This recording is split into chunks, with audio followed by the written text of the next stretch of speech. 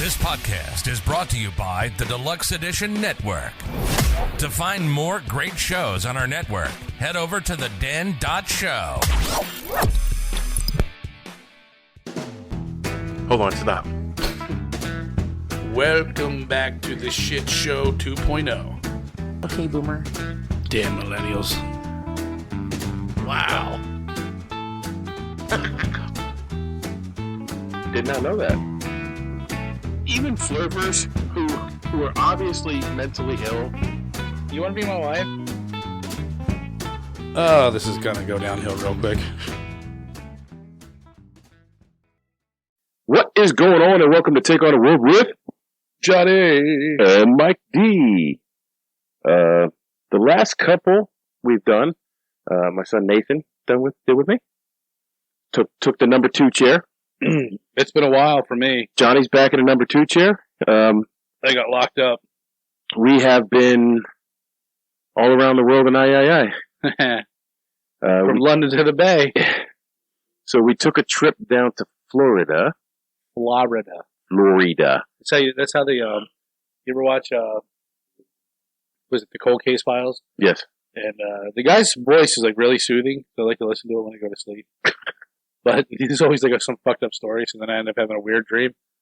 But that's how he pronounces Florida. Florida, man. Meanwhile, Jane snuck down to Florida. So we drove. Oh, we drove. We drove a car down to Florida, stopped at... what kind of car did we drive? We drove a Camaro. Fucking many two fat fuckers in a Camaro. And it was comfortable. It was like the Batmobile. And that motherfucker got good gas mileage. Yes, it did. But I think better than the car we brought home. I think it did too. Of course, we were coming uphill on the way home. I think it was all... down to Florida is all... Well, that's why they say down to Florida. It's all downhill. We are coming out of the mountains of Pennsylvania here too. We stopped... Sorry. We stopped to south of the border. Because that was so cool. That was my childhood thing to do. It was all lit up when we got there. Poncho's balls. Yep, we drove right under Poncho's balls. Is that his name, Poncho? Yeah. Pedro. Yeah, Pedro Poncho. 110, 120. I just gotta say, that thing is like, if you're woke, you wouldn't like that place. No. So don't take 95 on the border of North Carolina, South Carolina. Go around it. I'm confused as is it open? Like, what do you do while you're there when during the day? We stopped at night just to sleep. What's this? Just like a gift shop and. But is it open? You said it was closed. Well, it was closed for a while. I don't know what's going on with it. That we used to see signs for like 100 miles before you got there, and on the way we didn't see but 1 or 2 signs. Yeah.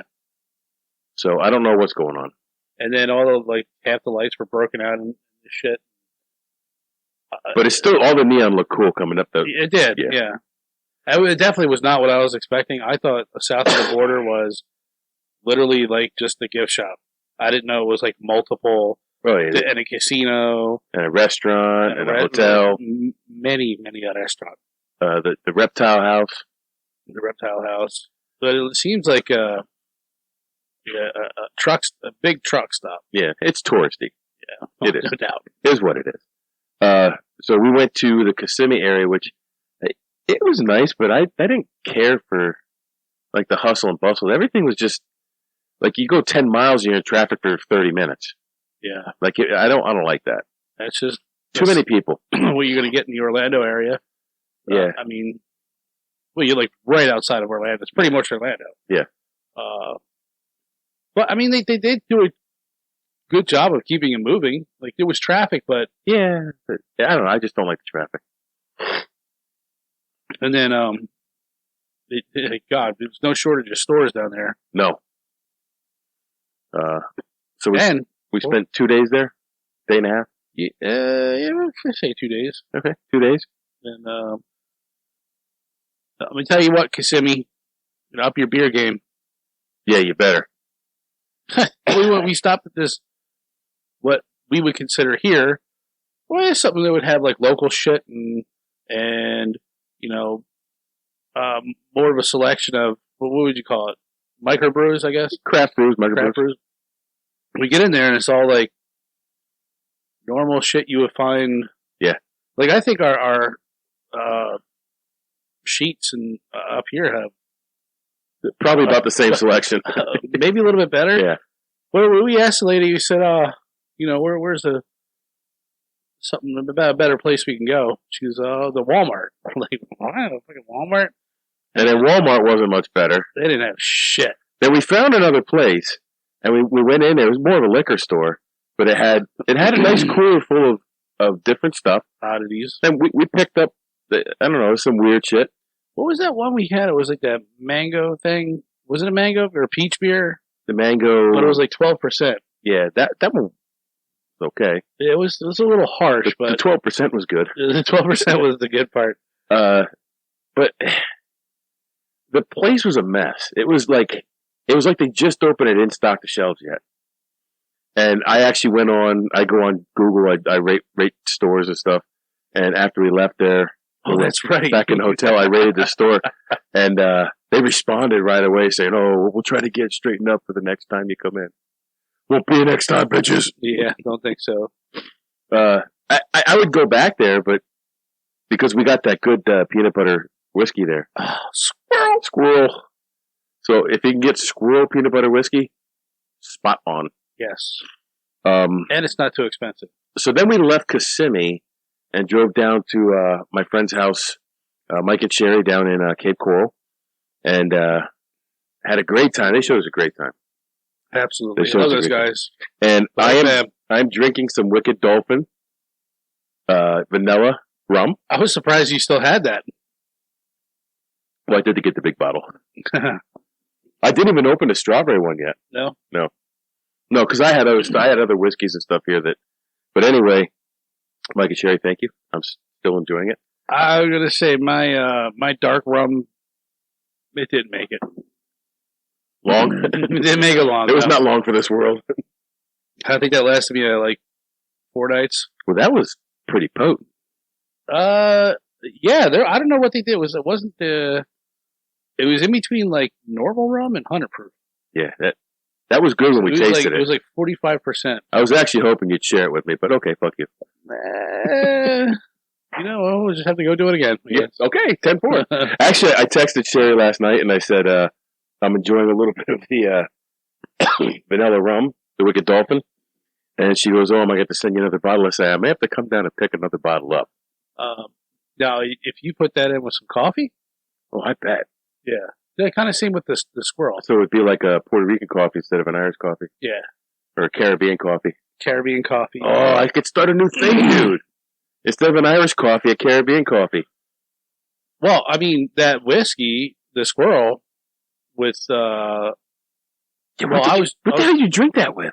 I was drinking it with the keto coffee. That's right. What the hell is it? I think it's literally called keto coffee. I don't know. I found it in the grocery store. It's got like, flavor is not as good as real coffee, but. And it didn't have milk in it. It had something else in it. Keto. Right? Well, you can use cream. Because milk isn't keto. No, cream is though. But the sugars and I think they put like artificial sugar in there, like Splenda or something. That's because of that weird, like, almost like bitter flavor. So, I didn't try that, but I kind of wanted to. I did not though. Yeah. Well, Sherry's mom really liked it. I didn't do the keto coffee, but I forget what she put. I think she put, it was that, and I think it was a coffee creamer. Like flavored coffee creamer. Yes. And she loved it. Yeah. She loved it. Which that made me happy. I'm like, So while we were absent, we released a couple beer reviews. And one of the beer reviews we did was a year old. It was almost exactly a year old. We did that. What we forgot about? The Ouzelfinch. Yes. The Smash Mouth. Why did we never release that? I just never edited it. So, we got a lot of good feedback on that. Thank you for everybody feeding back on that. And in fact, one of my friends, who also does the Deluxe Edition podcast, Casey, he actually was so inspired, and he's not really even a beer guy. He was so inspired by a review that he went down to Ouzelfinch. That's awesome. And he brought a couple beers back for us, and we're going to do those beer reviews today, release them over the next few weeks. I won't make you wait a year. The problem is the Smashmallow you can't get anymore. So I guess at Ouzelfinch, I'm not saying it's because of our podcast, but it's because of our podcast. 7 or 8. It's totally because of our podcast. I was coming here to do the podcast, and I stopped at the store, and that guy who disappeared, he's like, "Oh, it's Easter time. You have to try this shit." And I don't really. Well, when Casey went to Ouzelfinch, they said that 7 or 8 people had stopped there looking for that beer, and they stopped making it a year ago. Wow. So Winky dink? I think not. I don't think so either. I don't believe in coincidence. Nope. Or conspiracies. So 9. So here we are. We're back in the saddle. Getting ready to do our thing. It's good to see you, dude. Yeah, man. It's been It's good to see you at the table. At the table, not in the well, it's good to see you in the workforce, but I am looking forward to the day that Lexi joins us and the 3 of us are here again.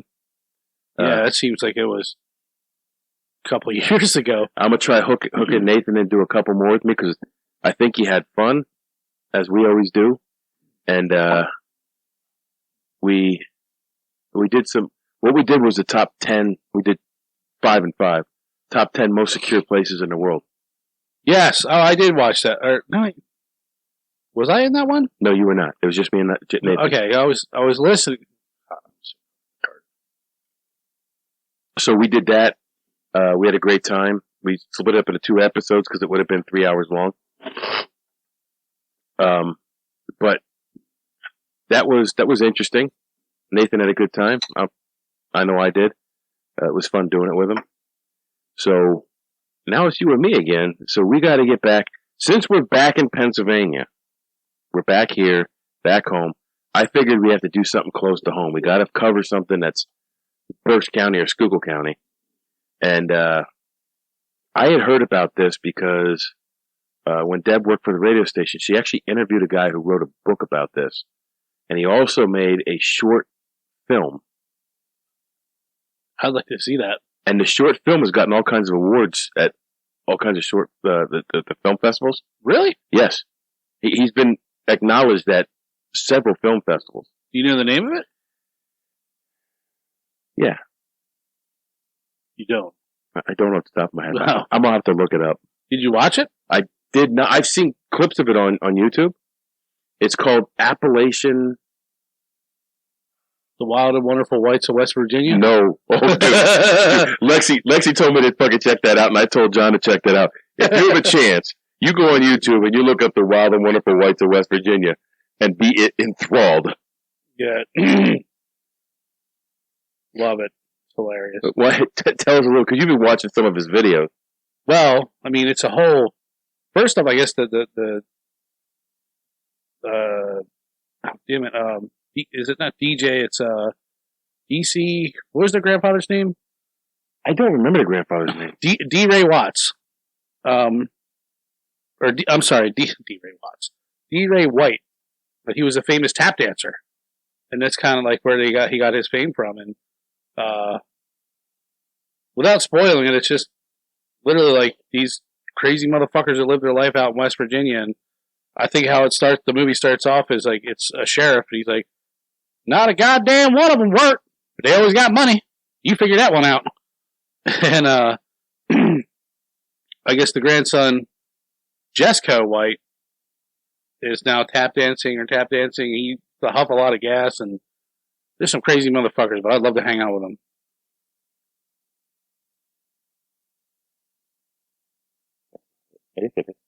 So this is the movie here. So let me blow that up. The movie is Appalachian, based on the true events and a novel by James. So you would pronounce that Appalachian? Wasaklo. I would pronounce it Appalachian. Yeah. Well, you're wrong.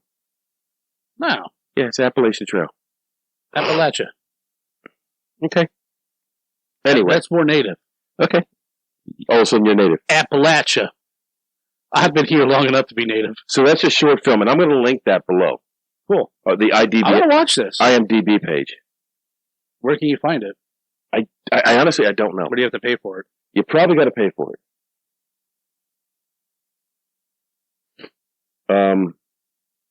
So the yeah, we did it. You get my message last night.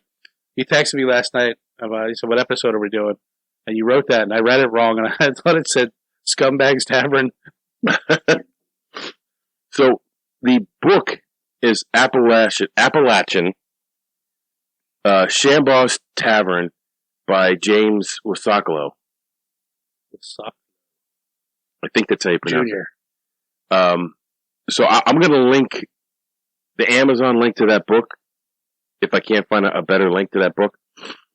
Maybe I'll find his webpage and I'm going to link that because I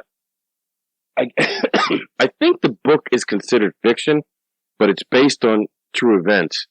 And if you look this up, you can't find Yeah, that's what you were saying. a whole lot. I thought that's why we never did this episode, or it took so long to do, because it just took so long to pull information on it. Yeah, and this research took me like 3 weeks.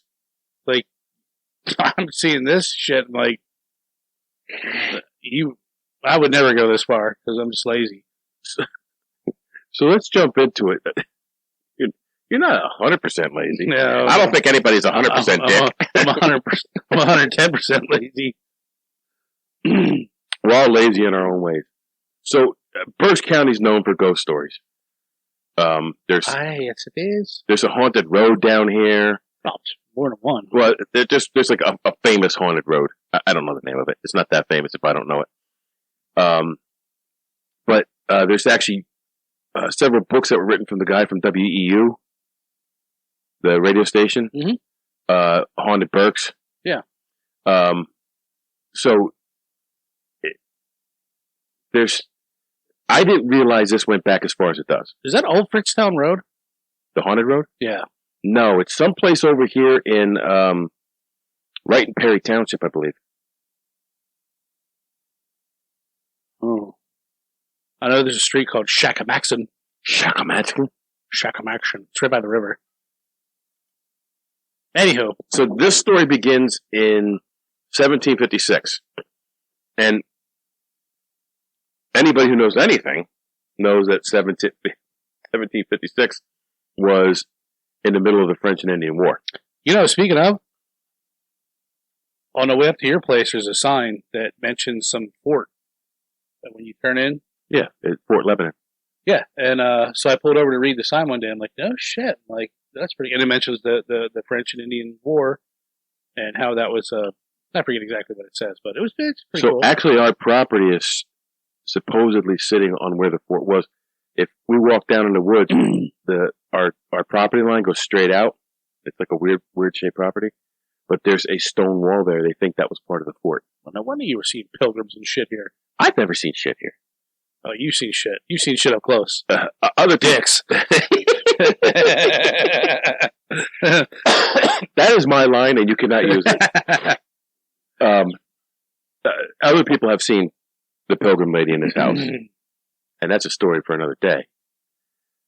You know, I would love to believe. I believe. We shouldn't say I love to believe, but I believe, and I haven't seen anything ever.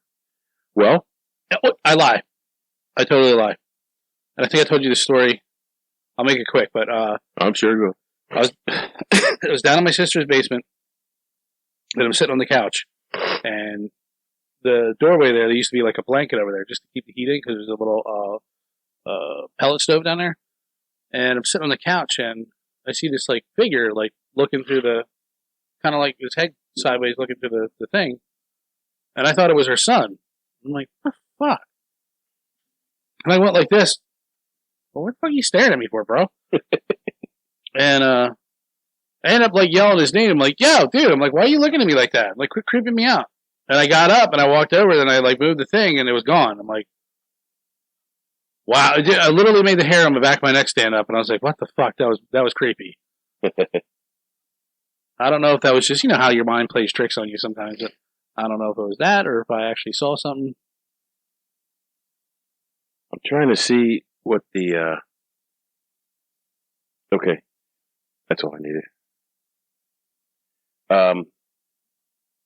So, French and Indian War. The French and Indian War was 1754 to 1763. It was also in the same time frame as the 7 Years' War, which pitted North American colonies against the British Empire. And this is before the Revolution. I think, yes. Yes, because George Washington was a hero in the French and Indian War. So the natives, the Native American tribes, supported the French against the British, because I guess the French weren't as pushy. I don't know. I always think of French people as snobby assholes. No offense to French people if you're listening. Yeah. So at the start of the war, the French colonies had a population of roughly 60,000 settlers compared to the 2 million settlers of the British colony. The French were vastly outnumbered, so they depended heavily on the Native Americans. It's just weird to think that the French and British made it all the way out this far. Not that it's that super far, but they're kind of in the sticks. Yeah. Well, Pennsylvania was one of the 13 original colonies, but it is odd because we don't have a seafront. No, I guess everything was the Skook. It came up to Philly is the closest waterfront, so it's the biggest waterway that comes into Pennsylvania. Now you can take the Schuylkill all the way from here to Philadelphia. Yeah. And I remember somebody that I know, his grandmother said that she used to remember taking the boat. She said it would take forever, but you could take a boat from Reading to Philadelphia. And it took I think she said it took pretty much all day, I think. I bet you a day and a half. Day and a half, something like that? I bet you. I wanted to say 3 days, but I think that's too long. Because I know when we have kayaked on the Delaware, we kayaked for a day and a half, and we still didn't get all the way down. We're still in the same spot. No, I mean, really, we kayaked for 8 hours, camped overnight. I can believe that. And then kayaked for another 4 hours, and then they picked us up and took us back. When they drove us back, it took an hour to drive us back. We didn't get that far. And the scouts go on to Schuylkill all the time, and it's an all-day trip. Yeah. How do you get a big warship on the Schuylkill? Schuylkill's not that, it's shallow as shit in some spots.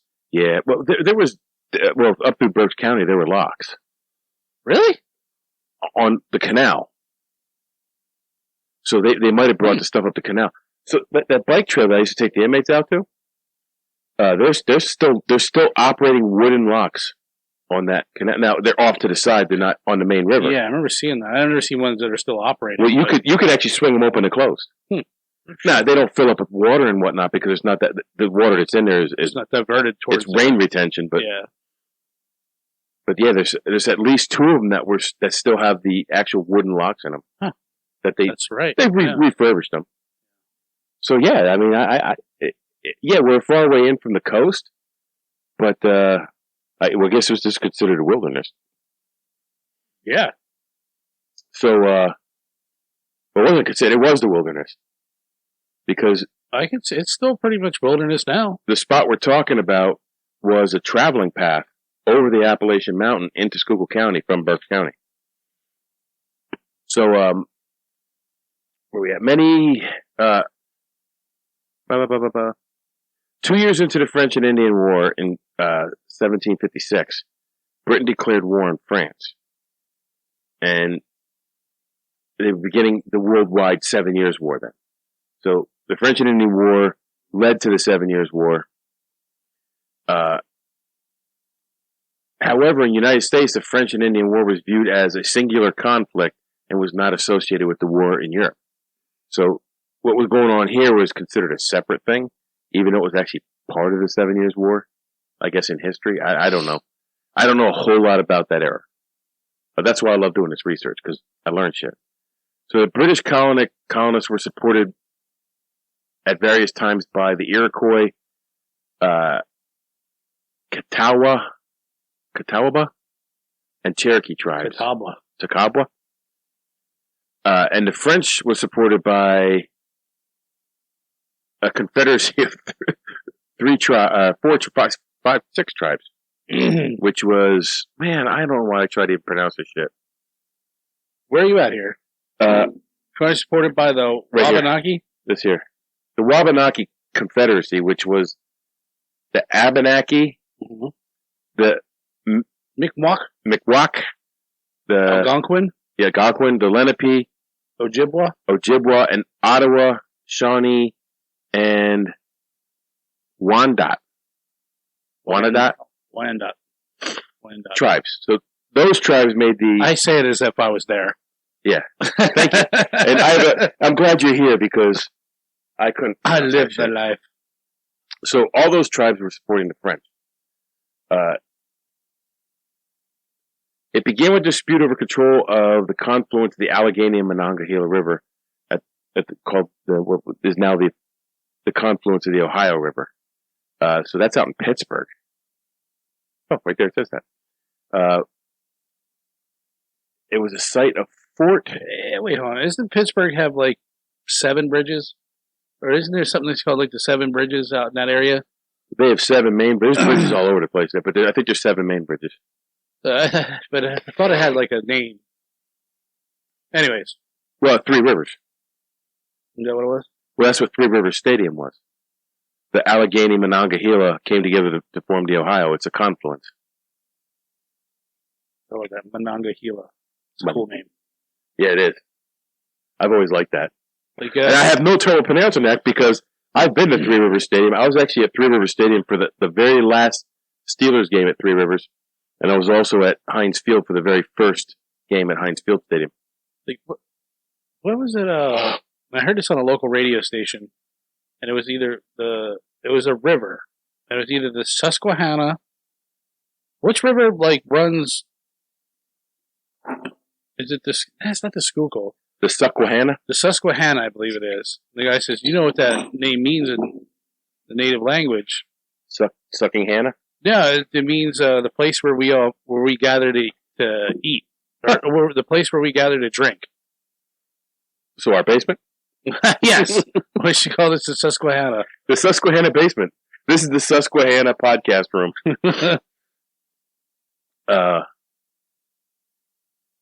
So that was Fort.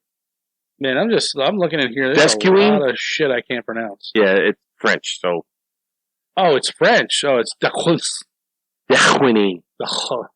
Anyway, it's fromage. Eau de toilette. It's Fort Fromage. So the dispute erupted into violence in the Battle of Jumonville Glen in May 1754, during which Virginia militiamen under the command of 22-year-old George Washington ambushed the French patrol. Yeah, I'm sure that was hard. Were they all sitting there polishing up their white flags? Let's make sure these white flags are really clean so when we wave them. They're washing their white flags. Actually, the French were very warlike back then. Like, they were fierce fighters. I don't know what happened.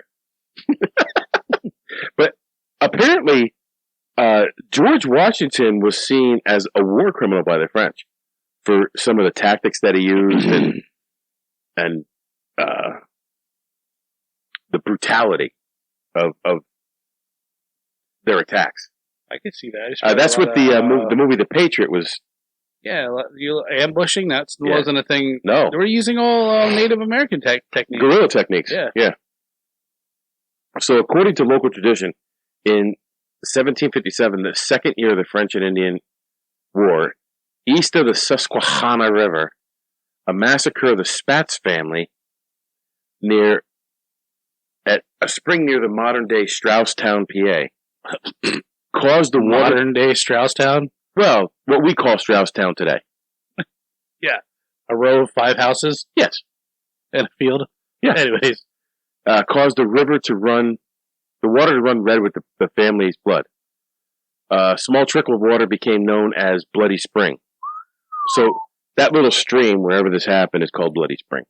And then the event has been called Bloody Spring Massacre since that time. The story of this massacre is passed down through the Dengler family. Now you're going to start hearing names that you'll recognize because they're all Dutchy. I already recognize Spats. Spats. Dengler. The Dengler family, whose farm neighbored the Spats homestead. Now that last one, that's German. You're getting into a lot of German. How the fuck did Germans make their way into this? Dengler, this area is heavily German, dude. Well, I know that. Well, it happened here. Was it German first? And then this shit took place? Well, I wouldn't say it wasn't Germany. There were German settlers here. Right, yeah. I remember this was probably a good 20, 25 years ago. This person I was dating, their family took in a German foreign exchange student. And I believe her name was Annika. Anyways, so we took her to New York City, and I remember being in the car ride. We left from here, Berks County, and I remember asking her, I said, what do you think of Berks County? She's like, it looks like Germany. Yeah. And I was like, really? She's like, yeah, it's a green, lots of rolling hills, and she's like, not impressed. We had one of the ladies at church brought a German exchange student over, and I wanted to make her feel at home.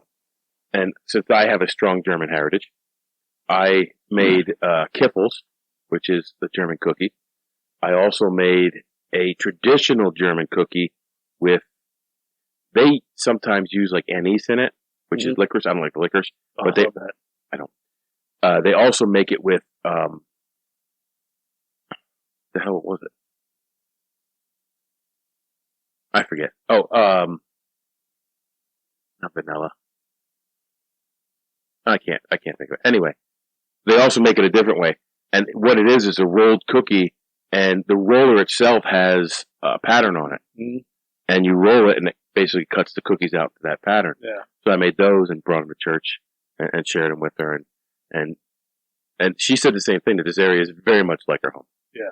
Like, just, it looks. Oh, isn't it weird? Like, I think her brothers and stuff came over eventually just to visit. But, they really loved orange juice.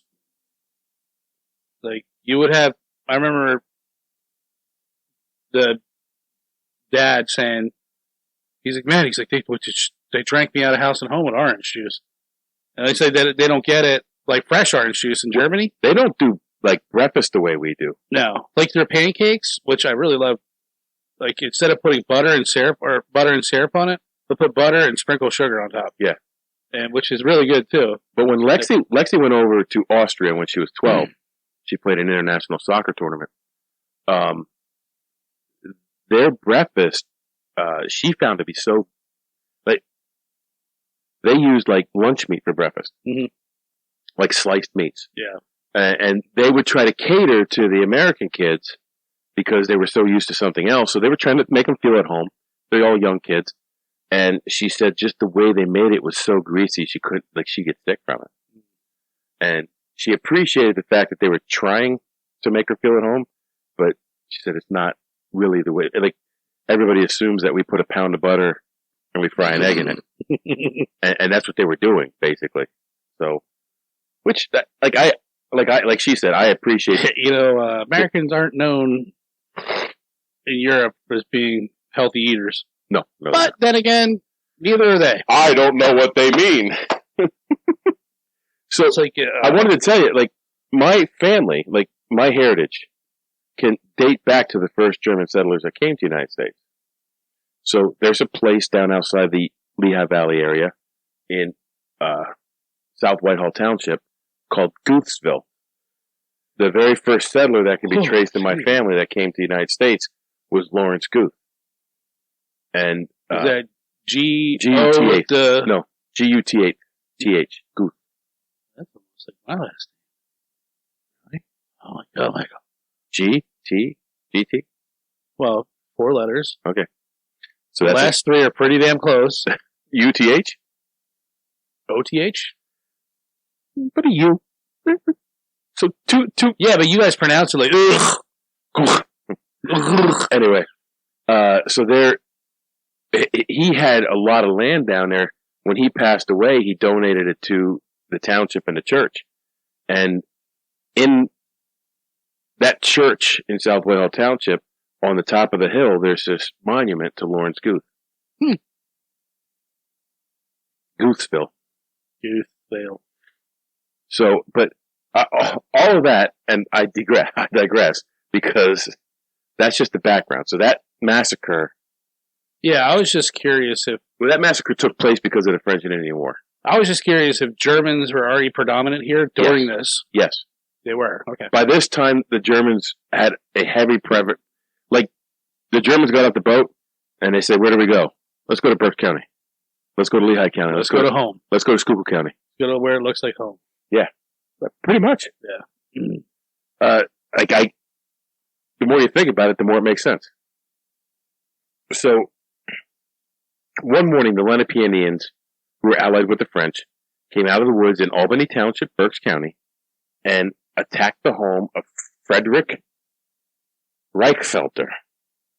Tell me that's not German. Wait, that's not what that name says. Yes. Reichfelter? Reichfelter.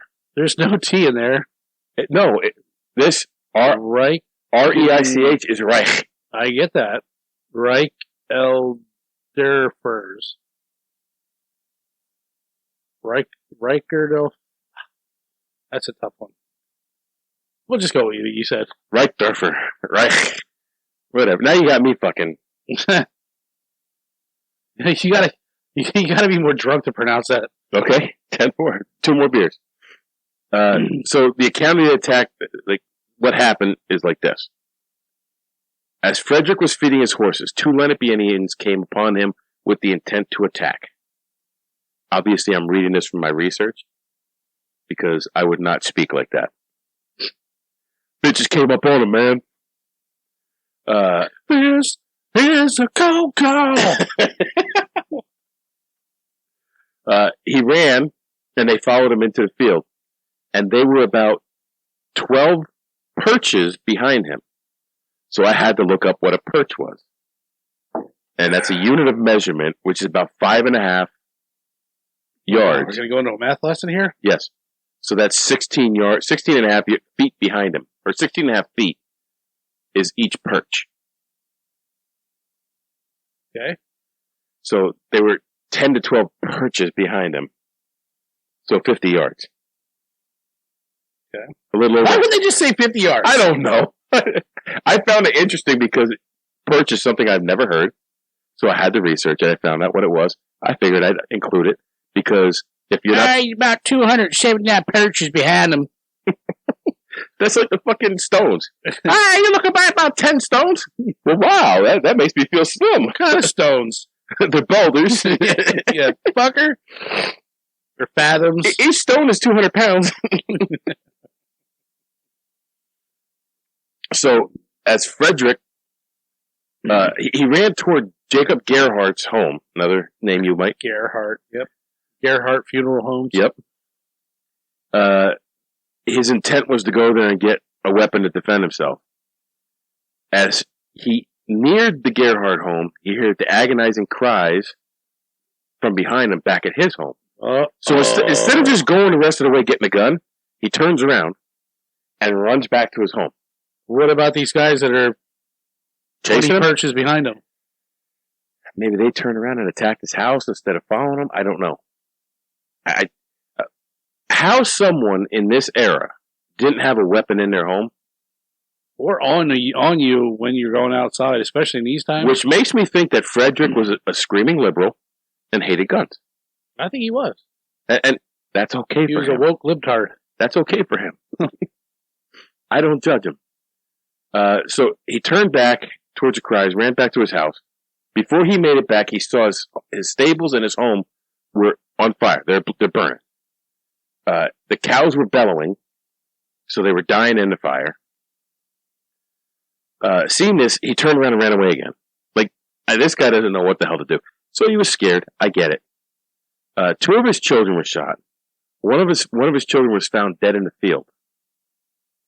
The other one was found alive and brought to Hagenbusch home, where he died a couple hours later. All of his grain burned and all of his cattle burned. So he's got nothing now. 2 of his 3 kids are dead. He got no grain, he got no cattle. His house is burnt down, his barn's burnt down. At Gerhardt's, they killed 1 man, 2 women, 6 children. Who's they? The Indians? The Indians. That were 6 fathoms behind? So now they got... they were 6 stones behind.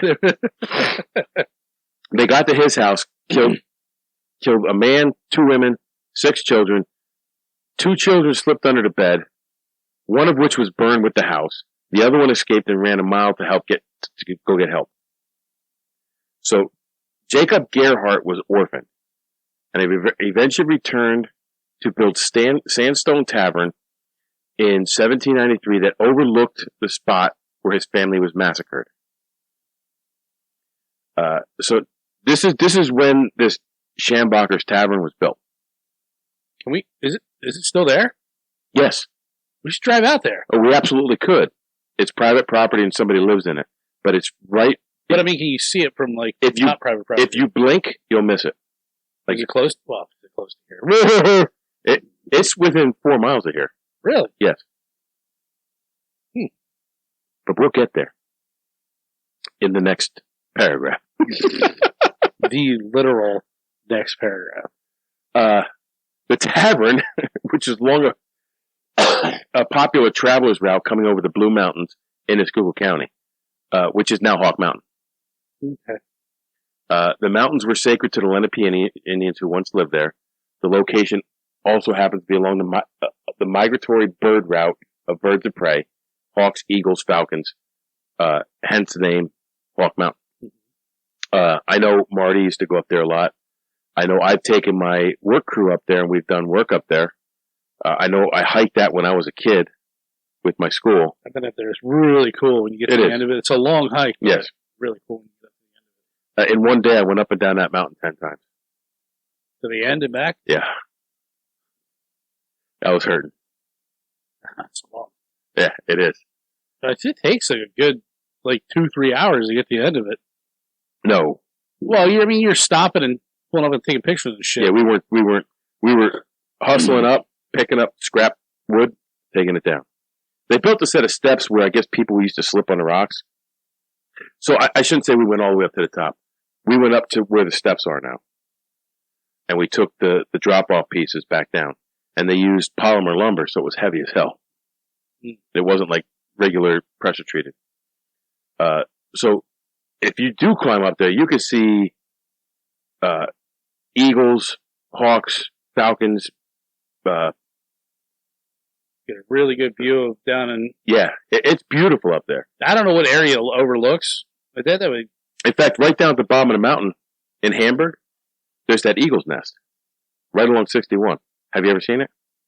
I look at it every day. Every day when I go by there, I look at it. Yeah. And probably about 4 times a week, I see the eagle sitting up in his tree. And then you can see the nest over there. You can see something in the nest, so he's got another baby in there. Big motherfucker. Yeah.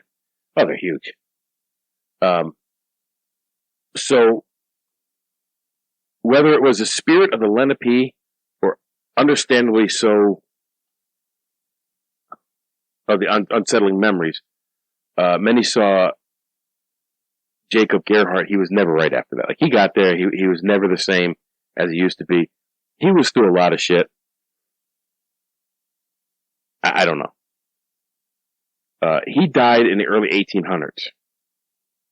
So George and Priscilla Bolich bought the property and used it as a tavern. So as people were walking over the mountain, they would stop halfway over the mountain. They'd stay there overnight, and then they'd go on. It's just over the summit. So we could drive up the road and peek at it. And any day you want to do that, when you come up, we'll get in my car and we'll go over. It's only 4 miles. in 1850, the tavern changed owners once again. The new owners were Matthias and Margaret Schambacher. Shamus. And their names will be forever associated with the property. That's known as Schambacher's Tavern. The tavern is placed under the shroud of rumor, mystery, and ghost stories. It was added to the National Registry of Historic Places in 1979. Soon after Matthias took ownership of the tavern, rumors began to swirl. Stories began to circulate of disappearing traveling salesmen. Locals would hear screams and moan coming from the barn, and people being chased away from the property with a bloody hatchet-wielding Schambacher. Matthias was also reported to have been scrubbing blood off the barn walls. The people would come up and see him do this, or he'd chase them off, or whatever. One of the first stories came from a man who claimed that his father had once visited the tavern during a terrible thunderstorm. After knocking on the door, he was greeted with a grim-looking Matthias, who pointed him out to the barn and said, you can sleep out in the barn in the stables. Or that's where your horses can be stable. As they approached the barn, the horses became spooked and reared up in terror. The impatient man threw down the reins and entered the barn himself. He saw traces of blood splattered about. He decided he was better off continuing through the storm than spending a night at this place. Some told of how Matthias plied guests with food and drink until they could no longer stay awake. That's probably where you get me. Yeah. Oh, you got your pierogies. Would you like another beer? Would you like another beer and some pierogies? Oh, wow. Sure, mister. I got some gluttonies here. Once they were asleep. You look like you could gain a few stones. Yeah. You look a little frail there, sir. Once they fall asleep, Matthias would murder the travelers and sell their belongings for profit. To dispose of the bodies, he would first hack them apart. Some pieces were dumped into an old well on the property, while others were strewn about the forest for animals to clean up. So basically, anything with bone on it was thrown in a well. And the movie of this, and the clips I've seen of the movie, show the owner after him going down. He's working. He dips into the well for water, and it's like rancid. And he's like, "What the hell is that?" So he gets a lantern, goes down, and shines it down. And he sees skulls and stuff down the bottom of that. It was really well done. Like, it's obviously a low budget movie. Yeah, a short film with that. But no, it was awesome. I actually liked what I saw. And again, like I said, Deb interviewed him when he wrote the book. So according to one story, hungry travelers would stop at the tavern and they would be served a meal that was called Old German Sausage. The travelers would begin eating, but the food didn't taste quite right. Then they realized that, hey, there ain't no pigs or livestock here. Yeah, now wait a dang and minute. they start putting two to two together. And he figured he might be the next traveler's meal. And he beat feet. So I'm going to take a break here for a second. Okay. I just wanted to mention quick that we are on the Deluxe Edition Network, which is the den.show. It's just a place where there's a bunch of great podcasts. Many great podcasts. Yeah. Actually, on my podcast list are 3/4 of the podcasts on the Den Network. I listen to them all the time. So be sure to check out the den.show. So on the Den Network, every month they have a spotlight podcast, and this month is Organic Spaceship. What? Oh yeah, it's actually pretty cool. I listened That's to an this. awesome name. Yeah, it is. He actually talks about where he came up with the name, which is cool. Josh sits down with different people, just interviews them, talks to them, talks about their lives, what they do, drinks some whiskey, has a good time, and his most recent show ties right into this one. It's Ghost Stories. So be sure to check out the Den.show and the Organic Spaceship podcast. And we are back. So we were talking about people walking over Schaumboch Tavern. Supposedly he's cutting these people up and serving them as German sausage. Another story about was Elias Featheroff visit the Schaumboch Tavern when he was walking over a mountain. He heard a strange noise. He approached the infamous barn on the property. Wee! Squeal like a pig! Squeal like a pig! You know, it's funny. We were over at our friend's house last week, and we're talking to them, and their son had never seen Deliverance.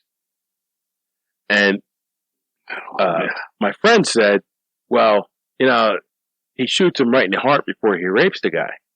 No, he got raped, dude. Yeah. And he's like, no, I think he shoots him with the arrow before he... I'm like, no, I'm pretty sure he gets raped. And he goes, well, I'll let you know because we're watching it tonight. And he texted me the next day, he goes, yeah, he took it in the ass. Yeah. But I was reading about that, and Burt Reynolds was doing an interview, and he said that everybody on the set felt that scene went too far. They felt that it was over the line. And who was the guy? Ned Beatty was the one who got porked. I guess, like, he went through with it, but he was not down with it. He was not the same after? No, he was never the same. He never got another acting gig after that. Yeah, he did. Yeah, Ned Beatty worked for years. No, I know. I'm saying. He didn't walk right for years either. He had his weird limp. Whose idea was it to go with the scene? Yeah, so the director. Actually, speaking of that, because it was a director's idea, and I think we should do... Whoa, we're not recreating that scene, buddy. I love you, but not like that. Well, I guess, whatever. But what about if it's for the podcast, bro? I quit. I think we should do a, not so much a movie review, but find a movie that we both like and look at all the problems that they had on the set. I watched a YouTube channel, and it said, what the fuck happened to this horror movie? It's WTF happened to, and they were talking about The Evil Dead and all the problems that they had on the set of The Evil Dead.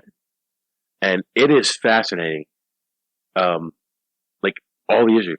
The infamous tree rape scene in The Evil Dead, everybody on that cast said, like, they didn't want to do that. They thought it was overboard. But it's the most memorable scene in that movie. Right. Like, everybody remembers the tree rape scene. I don't know what you would consider overboard nowadays. Well, after the Saw movies, nothing. Well, I would say that you and I would consider overboard. I'm sure there's some of these... Well, see, the younger generation... There's a reason why I don't enjoy the Saw movies. I think they're too graphic. Like, it doesn't bother me. It's just, I don't think you need to... I am a big fan of 70s, 80s horror movies. You ever see Caligula? When I was younger. With, God damn it, what's his name? Burt Lancaster. No. But I remember somebody telling me, and I had never watched it before, but like, yeah, it's like that movie Caligula. You watch it, it just grinds at you. It's just, like, just slowly, because it's so, like, it's basically like, almost like a porno. Well, that's how, the TV series, the Showtime series, Gladiator was. Gladiator, Blood and Sand. That was basically softcore porn. With, oh my God, what's his name? No, I'm thinking of Hercules. Never mind. Hercules. But no, no, I'm pretty sure it's rated X. Because they show penetration and freaking everything. I would love to do, like, pick a movie and see what happened on the set, see what happened. Like, a lot of these movies, like, the producers really fuck the directors over, and that's why you end up with a director's cut. I'm sure there's so much shit that goes into it that we don't know. I know you're not as big in the movies as I am. No. But I love the WTF happened to this movie series because they touch on, like, behind the scenes. All the nitty gritty shit. Like, when you do your research, I wouldn't even be thinking about all the shit that happened before this. to lead up to. Right, but you need to have a basis of what's going on before you well, the French and Indian War is why all this happened, and that's why that was a path, and it ended up being a safe path over the mountain to Schuylkill County from Berks County. But not really. It was felt like it. Like if they felt like it was a safe, and I guess this guy only killed as many people as. I don't know, they never say how many people he killed, but when we get there at the end, he's on his deathbed. He makes a deathbed confession, but he had dementia, so nobody took it seriously. So there's always rumors and all kinds of stuff about this guy, but I would imagine you could probably get away with quite a bit. I'm sure you could. Not like today where there's cameras everywhere. Yeah. Damn cameras. So anyway, we were talking about Elias Featheroff. He heard a strange noise approach the infamous barn. The sounds of someone in distress. He quickly ran into the barn, and he spied Matthias holding a hatchet over his head. And Matthias saw Featheroff and said, go away quick, or I'll sink this hatchet in your head. So he ran off, and the reputation of Matthias even grew even more. Like the stories it became even more. One of the most persuasive stories came from Ed Trexler. Maybe he's the founder of Trexler Town. Who recounted his father's tale of a man peddling Civil War uniforms in Albany Township in the 1870s. So this gift salesman turned up missing. There was a report. He was reported missing. And they said the last time he was seen, he was heading over the mountain through the area of Schaumboch's Tavern in Schuylkill County. A few weeks later, Matthias was seen in Reading, Pennsylvania, selling merchandise very similar to what this guy was selling. That's weird. While lore has it that Matthias killed at least 11 travelers, records reveal he was never charged with a crime.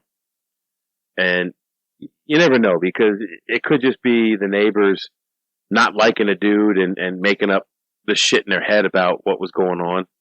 A lot of what happened could have been him slaughtering a pig or whatever. You know, no, he's never caught red-handed. Yeah, maybe his sausage didn't taste good because Maybe he's just bad sausage maker. he's a shitty cook. Maybe he used dirty equipment. Maybe they cleaned his kitchen. So, but if he killed as many people as they claim he killed, he would have the distinction of being America's very first serial killer. If you think about it. Mm-hmm. And so in 1879, at age 55, he had a mental breakdown. I think it was dementia or Alzheimer's. They didn't know what it was back then, so they called it a mental breakdown. He was alleged to have made a deathbed confession of it, murdering at least 11 to 14 travelers at the end. Okay. Saying that he robbed them and killed them. Then he chopped them up and put their parts down a well and some of the parts in the woods, like the meaty parts for the animals to take. What about the other parts he made in their sausage? He never copped to that. Again, that was just a story that someone said. He claimed he had been driven to madness and murder by a voice whispering in his ear, telling him to commit these acts, and believed that there was a great evil in the mountain. Now remember, this property was overlooking the Bloody Springs, where that massacre was. Bloody Springs. He was buried in New Bethel Union Cemetery in Kempton, not far from the mountain. Not far from Hawk Mountain. Kempton is right up the road. After his death, the myth of Schaumboch's Tavern only grew.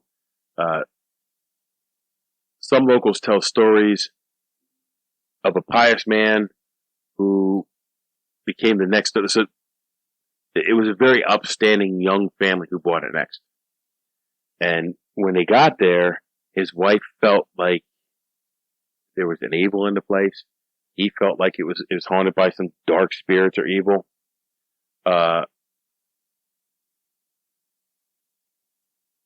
So he's the one who went to the well. No, maybe not. One day, someone traveling over the mountain came upon the former tavern, noticed the door was ripped off its hinges. He peeked inside. The furniture was strewn about. No signs of the pious owner. A search party was mounted. And, this is a different guy. And soon they located the decapitated corpse of the man. The murder was never solved. Now, William Turner, this is the one I was talking about, the young guy, bought Schaumboch's Tavern in the 1800s. He raised a long family there and continued as a stopover for travelers. According to the town records, he found human remains in 3 wells on the property. Jeez. Now, this is what they showed. How would you sully all your wells? Wait, there was more than that. Oh. This is what the movie showed, where he went to the well, dipped in, it tasted rancid, sent a lantern down. Whether it's true or not, I don't know, because it's a movie. I don't know. I've never interviewed this guy. I don't know how much of what he put in his book is. Dead. No. James Wassilov.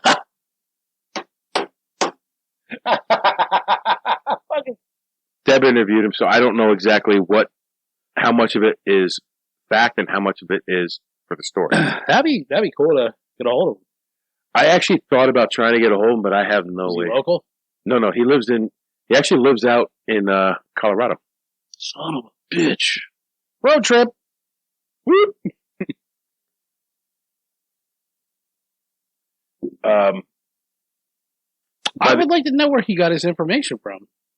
I actually would too, because like he had the deep dive, like actual records, not just the internet. Yeah, I'm sure. Like you see people go to the library, and I've never done it, but they have the microfiche. Yeah, I've done that.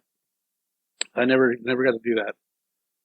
I think they showed us how to in college, but I didn't go to the class or wasn't paying. I was trying to get with some chick. I don't know.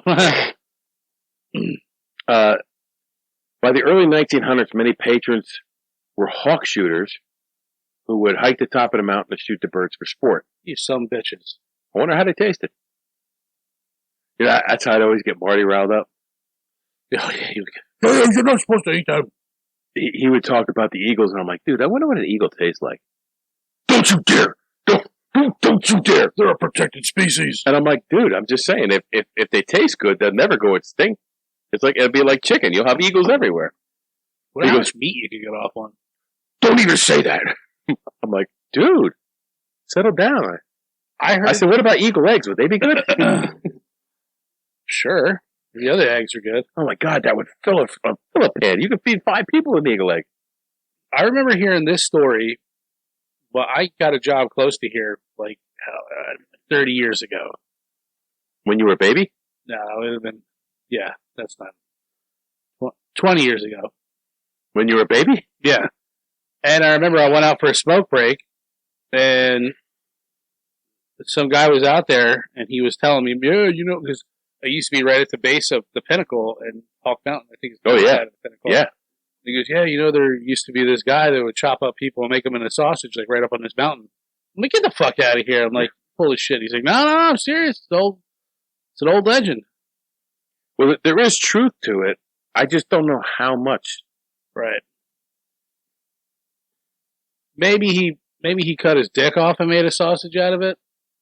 It could be. And then / he was a serial killer. So, dude, any conversation you could take from here to super gay. So, a story from this time describes how Turner had a beautiful young daughter. While playing her whistle, I would say probably flute, I don't know. She stumbled down the steep steps leading to the tavern's basement. The girl died, but the music can supposedly still be heard in the area. Huh. The tavern was next sold to John E. Wentz in 1922. Soon after, another familiar name. Yeah. But spelled a little different. Yep. Soon after, locals began to suspect some sort of mischief going on there. Weird lights were seen, odd noises at all hours. Yeah, push party.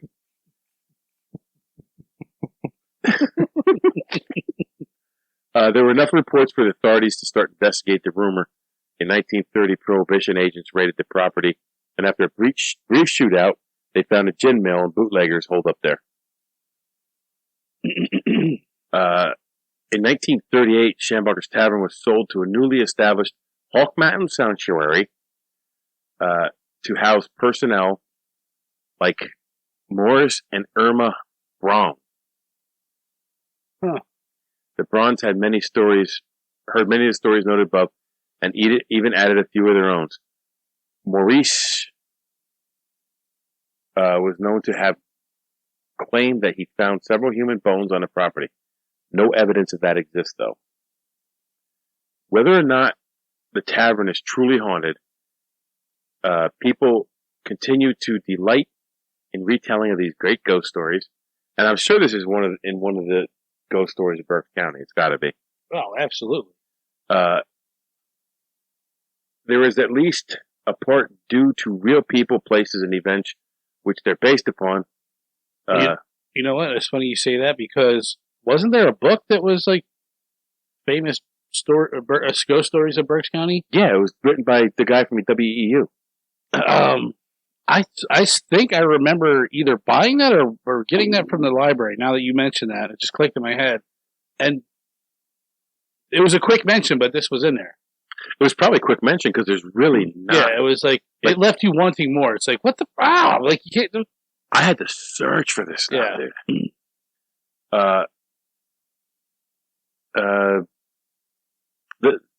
The name of Matthias Schambacher grew infamy because the stories have been retold and retold and retold and retold. In recent times, he and his wife Margaret's gravestone heads have disappeared from the New Bethlehem, and I saw a picture of this that they were just cut off. Who would do that? Oh, dude, I used to take the chain gang out to different cemeteries and fix headstones that kids would kick over. I don't understand why you do that. Like, I was an asshole kid, but I never did anything like that. Yeah, no, I never fucked with any. So they're wondering if the headstones were taken as a piece of history, or if they were just taken because they're asshole kids. I remember there was this cemetery by my house, and when I would want to get away, actually it happened like 2 or 3 times. It was raining, and I wanted to go drink. So, what? I was like, there's too many people at the house. I'm like, I gotta get away from here. I'm like, I need a place to go, like, chill. And so I would literally went up the street and, like, I drank a couple of beers and I got out and I cleaned off all the gravestones. So were the old German, like, you can't read them, they're all in German. I cleaned them all off. Call me weird, but that's what I did. Okay.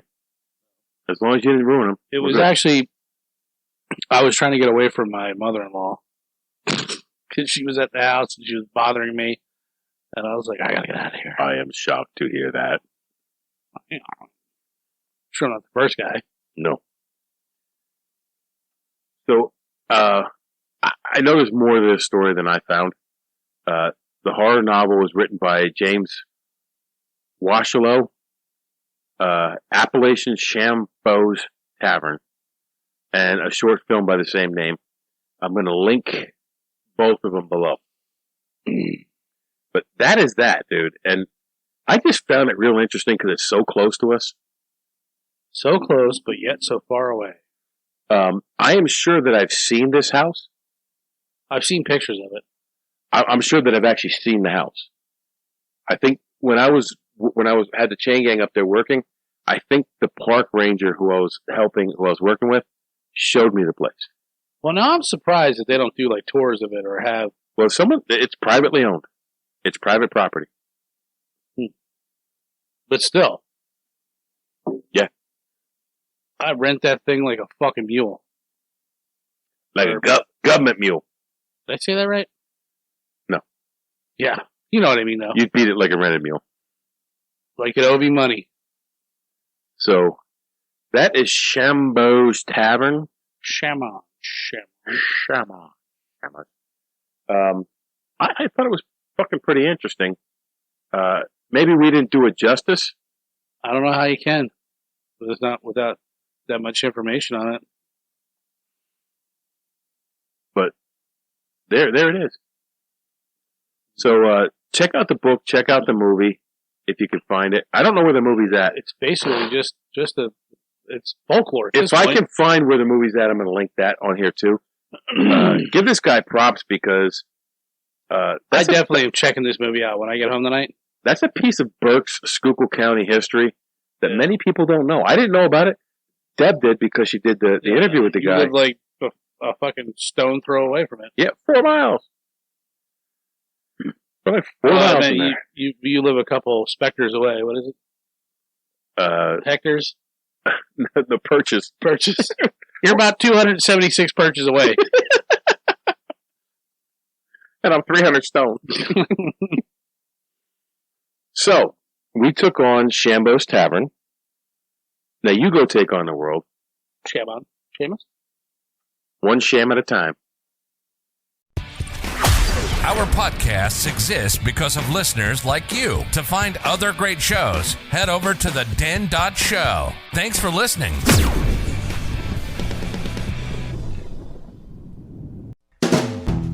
Hold on, stop. Welcome back to the Shit Show 2.0. Okay, Boomer. Damn millennials. Wow. Did not know that. Even flirters who are obviously mentally ill. You want to be my wife? Oh, this is gonna go downhill real quick.